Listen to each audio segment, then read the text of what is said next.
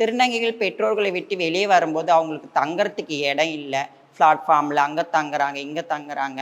அதனால் அவங்க கஷ்டப்படுறாங்க. சாப்பிட சாப்பாடு கிடைக்கிறது இல்லை, உடுத்த உடை கிடைக்கிறது இல்லை.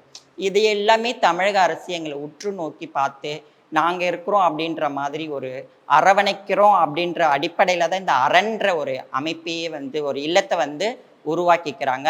இதில் திருநங்கைகள், திருநம்பிகள், இடைப்பாளினர் ஒரு வாரத்துல இருந்து 3 வருட காலம் வரைக்கும் இதில் தங்கிக்கலாம். இதில் உணவு, உடை, தங்கும் இடம் எல்லாமே இலவசமாக கிடைக்குது.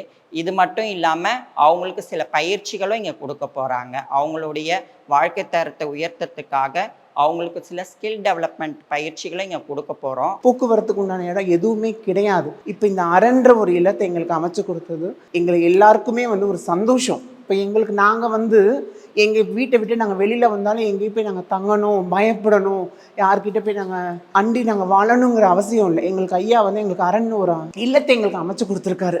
ரெஜிஸ்ட்ரேஷன் ப்ராசஸ்ன்னு பார்த்தீங்கன்னா அவங்க எல்லா டீட்டெயில்ஸும் A to Z, அவங்க பர்த்லேருந்து இது வரைக்கும் என்னென்ன ப்ராப்ளம் இருக்குது, அவங்க எந்த ஐடென்டிட்டியில் இருக்கா, என்ன செக்ஷுவாலிட்டியில் இருக்குது, என்ன பர்சன் எதனால் வெளியில் வந்திருக்காங்க, ஃபினான்ஷியல் இஷ்யூவா இல்லை பர்சனல் சப்போர்ட் இல்லாமையா, ஸோ எல்லா டீட்டெயில்ஸுமே நான் கலெக்ட் பண்ணி தனித்தனியாக ரெக்கார்ட் மெயின்டைன் பண்ணணும். ஸோ அது என்னோட மெயின் திங். ஓகேவா? ஸோ அதே மாதிரி ஒன்ஸ் அவங்க உள்ளே வந்ததுக்கப்புறம் ஒரு நாள்லேருந்து 3 இயர்ஸ் வரைக்கும் இங்கே தங்கலாம். யார் வந்தாலும் டிரான்ஸ்மோன் யார் வந்தாலும் 3 இயர்ஸ் வரைக்கும் தங்கலாம்.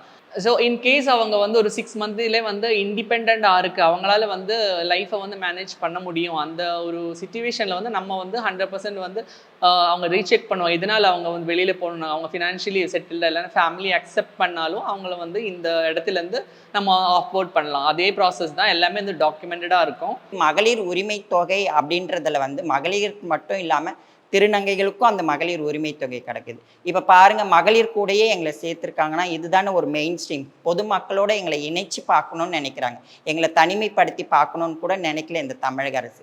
இப்படிப்பட்ட தமிழக அரசு இன்னைக்கு இந்த அரண் இல்லத்தை கொடுத்து எங்கள் சமூக மக்களை, திருநர் மக்களை வாழ்க்கை முறையை முன்னேற்றத்திற்கு உதவியாக இருக்கிறதுனால எங்கள் ஒட்டுமொத்த சமூக சார்பாக தமிழக அரசுக்கும் இந்த திமுக ஆட்சிக்கும் நான் நன்றி தெரிவிச்சுக்கிறேன்.